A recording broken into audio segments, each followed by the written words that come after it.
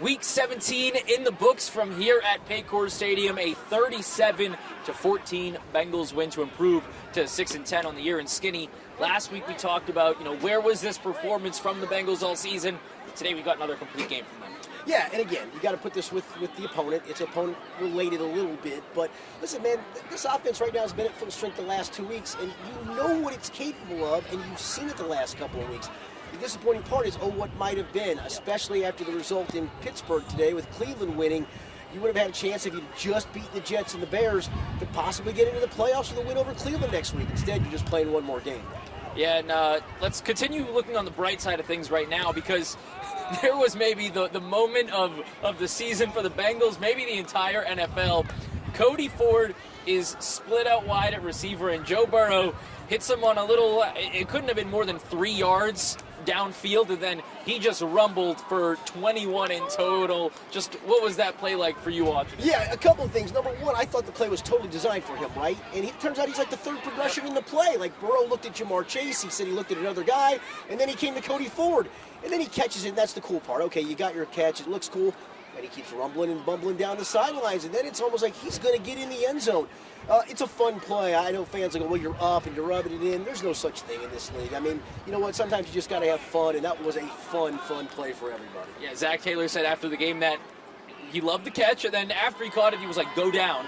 Cody Ford did not listen to that, kept on running, and Cody Ford said in the locker room when we were speaking to him that was probably the best moment or the coolest moment of his life. And hearing the fans chanting Cody after that, wanting him to get the ball, though, Zac Taylor, he shut down any chances of that. He said that wasn't even an opportunity. Yeah, that would have been probably would have been rubbing it in at that point, right, to get him the touchdown. But he almost got it on his own, and it was a fun moment. Listen, he's a big man. I didn't realize he was that nimble, to be quite frank. He looked like the kid in the neighborhood, right, the biggest kid, and all the 4th and 5th graders are trying to tackle the biggest kid in the neighborhood, and they just can't do it. Yeah, he told us after the game as well, he did play tight end in middle school, and I think up until freshman year of high school, and then he got moved to the line. So he has some ball catching ability, but as you can see, he's probably better off as a blocker. Now, offense as a whole, Joe Burrow goes over 300 yards again, 2 touchdowns, both of them to Jamar Chase, who hadn't scored since October 16th. Can you believe that? Over 2 months since Jamar Chase has scored a touchdown. Chase Brown over 100 yards with a couple of touchdowns as well. I mean, this offense just humming as usual. Yeah, and I don't have it off the top of my head. I think it was 9 different receivers, maybe 10 when a couple of guys got it at the end that caught balls. I think 9 from Burrow. I mean, you had a couple of Tanner Hudsons. You had a Mike Gesicki. You had obviously some T. Higgins. You had Yoshi. You had Chase Brown in the passing game. Obviously, Jamar Chase in the passing game. That's what this offense is obviously capable of. That's the thing we know. We know that part when this team is healthy. This offense is capable, and I think it continues to take another step with the things Chase Brown is doing, both as a runner and as a receiver. I mean, he had almost 150 yards from scrimmage again today. I think next year, man, I said it this year as one of my predictions that he'd get 2,000 yards from scrimmage. He got off to that awful start. He's going to probably wind up with about 1,500 yards from scrimmage, maybe that rare 1,000-yard rushing, 500-yard receiving season. The more he expands that game, the better this offense is going to be. Yeah, another big year from him as he continues to develop. And, I mean, this defense, yes, it's the Cardinals. Yes, they only have 3 wins this season. But there are weapons on this team. You have Marvin Harrison Jr., of course, the Ohio State alum, one of the most dangerous players in football, just can't really put it together quite yet. Someone who has put it together, Trey McBride, having one of the best tight end seasons in NFL history. And he was playing a defense that was the worst against tight ends in NFL history. And he had some garbage time catches at the end and a touchdown. But when it mattered, this Bengals defense shut him down. What did they do today? Yeah, they've used Trey Flowers, or not Trey Flowers, they've used DJ Ivey some in the old Trey Flowers role of kind of being the tight end stopper. I think they found a little bit of that that's worked for them a little bit. You're right, I mean, Trey McBride ends up with 10 catches for 70-some-odd yards and a touchdown.